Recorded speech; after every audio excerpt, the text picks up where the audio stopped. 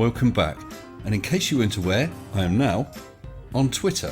So follow me to keep up to date with news and details of when videos and live streams are coming out. Today, we're going to have a look at Roger from Mud Fossil University again. This is the guy who believes that he has proof of fossilized hearts and lungs of giants. Today, he thinks he has recognition from Yale University, and he's going to impress us with an amazing fossilized find he has. Anyway, a group of people who are definitely not a group of old fossils are my amazing patrons. With massive thanks to all my patrons, including new patrons Purple Rhymes with Orange, Tim Nicholas, Roy C, The Key Weasel, Lucas Hoy, David Fisher and Jeff Plessier, and my latest patrons Crispy Bacon, D Pep, Andy Sibley, Glober Mom and Cy Allen. Thank you all so very much. So come on Roger, you better tell us all about this. We're waiting with bated breath. Roll VT. Okay, fabulous news, my friends. You've decided to close your channel and give up this mud fossil crap as a bad deal and count paving slabs instead. Finally, Yale has endorsed mud fossils. I'm not so sure. And they're talking about fossilization of hard tissue proteins. So not really entire fossilized lungs and hearts then, Roger, is it? And it goes down through, they really get deep into all the, sciencey sort of stuff that is not really important, is it, Roger? Things that are, but anyway, it gets down to soft tissues preserved in oxidative setting. Aren't you going to read further, Roger? The organic remains in the bone samples are also brittle. The Jurassic diplodocid bone yielded large extracellular matrix fragments which large, up to 1500 micrometers. That's 1.5 millimeters. That's not exactly entire lungs and hearts, is it now, Roger? Now, I've been working with Yale for years on this. This must be some new definition of the phrase working with that I've not been previously aware of, Roger. Because in actuality, all you've been doing is bugging them, emailing them, writing them and sending them lumps of rock that they're not interested in. We don't communicate too much, but I kept sending them all of my information. I'll show you what I sent them. Yes. They don't want to communicate with you, Roger. The person I communicated with was Derek Briggs at Yale, and he didn't find anything in my stuff, and he still doesn't acknowledge my work. Well, it's no surprise that some scientist from Yale does not acknowledge as work, wandering around, picking up a lump of rock and claiming it's a heart. But he is taking credit for understanding soft tissue fossilization. Believe it or not, Roger, I don't think for one moment that the Yale scientist is plagiarizing your work. How do I know this? Well, let's look at your recent find. Now, that's the head that I originally talked to Yale University about. This belongs to Jim Burchell and Arlie Caudle down in rural Kentucky. Really, Roger? A fossilized head? And Derek Briggs told me to take this down to University of Texas to have it CAT scanned, and then they would take a look at it. I think he didn't want to look at it. No, I should think he wanted to get rid of you as fast as humanly possible, so he sent you on a ridiculous errand that you won't be able to fulfill. He's just rejected it totally out of hand. Well, slap my arse and call me Shirley. It's no great surprise he rejected that out of hand. Finding large fragments at 1.5 millimeter of fossilized soft tissue is a little different than an entire head, including hairline, lips, eyelids. Do you think it might be some statue head? Is that a possibility, Roger? But I forced the issue. So you wouldn't take no for an answer, carried on forcing the issue, and kept on bugging him, Roger. And how did that go? When they realized it was real, apparently, they had the police call me and lawyers to tell me to stop bothering them. So you were basically warned off for harassment. Literally. I suggest you take heed of the warning, Roger, before they get medieval on your ass.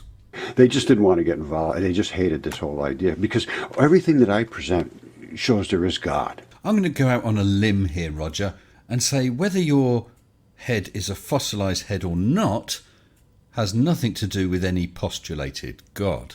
Okay, my friends, I'm going to try to be as calm as I can be. But in 2014, Jim Burchell was on TV showing this head, and I contacted him because they said it was just sandstone. This is Roger, Mud Fossil University. I contacted Jim. I said, Jim, that is real, and we can prove it. You didn't. You really didn't, did you, Roger? Top tip for you, man. Don't ever go to Rome, because there are thousands of fossilised men and women stood all around on podiums and by fountains. And I will get a hold of Yale University and we'll get this proven, because I have already proven mud fossils. No, Roger.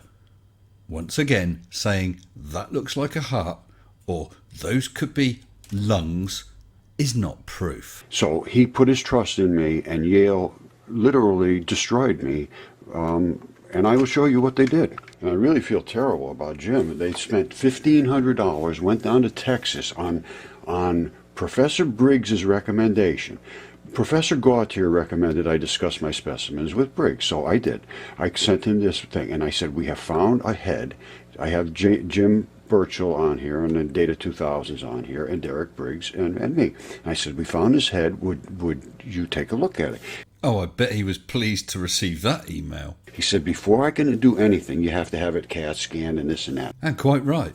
He's not going to waste his time on some lump of carved rock that you've found without you having done any basic testing. He knows that when you get that done, you're not going to find anything. So I said, we'll get chemistry, we'll get all this stuff done. So we did. Took it down to Texas. I checked it all. I did the chemistry on. It was all valid. It was all the ferrous oxides that I was expecting.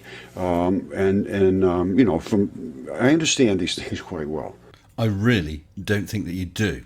Well, as you can see, they understand now what they have to do. Is even they had to change their name. It's no longer geology or geophysics. They're changing it to reflect this, which is the Earth is made out of biology. I think not, Roger.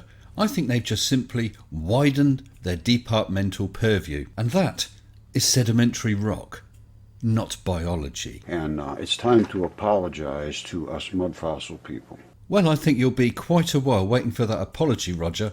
And now we're going to see why. We're going to see the level of your stupidity. Okay, you saw the picture of the new Earth Sciences at Yale. Well, maybe they want to put a picture of a dragon on there. Oh yes, you heard him right. A dragon. That's a dragon. This is very no question whatsoever. No question at all, Roger. It's a dragon because it looks like a dragon. And this is the throat running all the way down the dragon's throat. I searched it. I did this for years. I looked this in.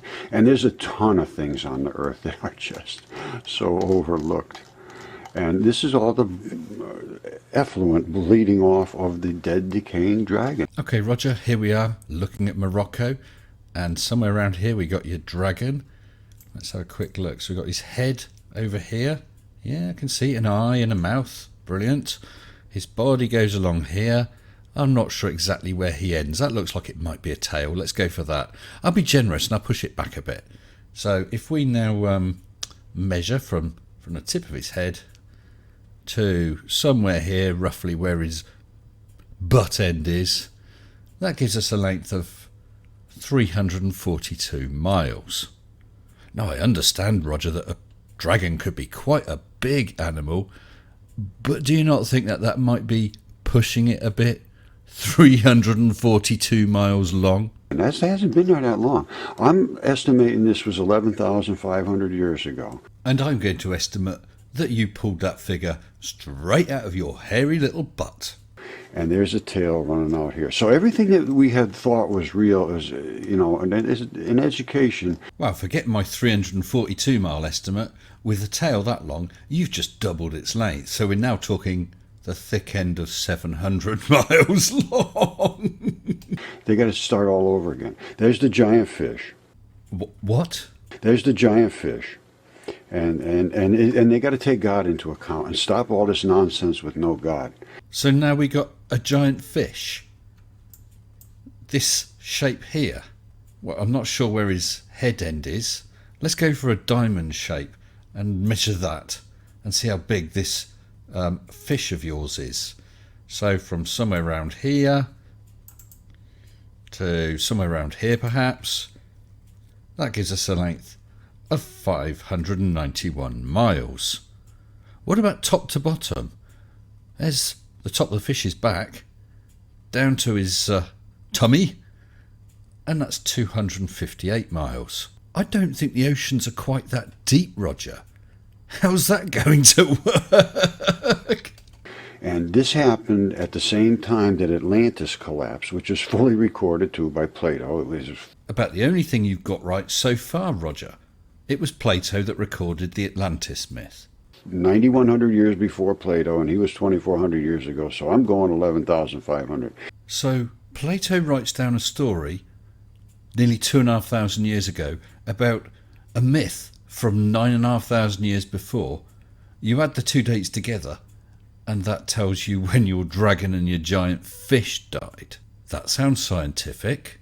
And I can say that this all happened at the same time because not only did all of the Sahara Ocean run out over the top here, creating Cape Verde Islands.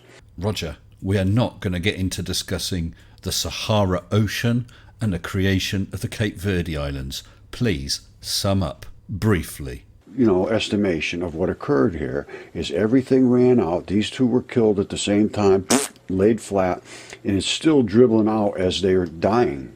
So I am going to go with the fact that this all occurred at the same time. I'm afraid, Roger, I don't hold much store in your facts. Derek Briggs refused to accept my stuff for years and has never apologized to me, never acknowledged my work. Well, I'm truly sorry about that, Roger. Look, I'm going to give you one last chance to come up with something sensible. They should acknowledge my work. I mean, geese, that's a geese. And he said, no, none of it was real. It all just looks like stuff, and it was never real. Firstly, Roger, you don't have a geese, you have a goose. And secondly, because a lump of rock happens to look like a goose, does not mean that it's a goose. You are a flaming idiot. It's disgraceful, really. Yes, Roger.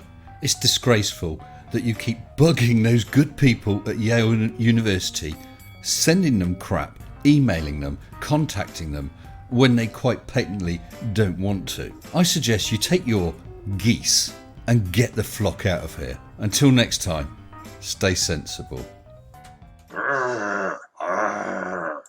Shut up and sit down.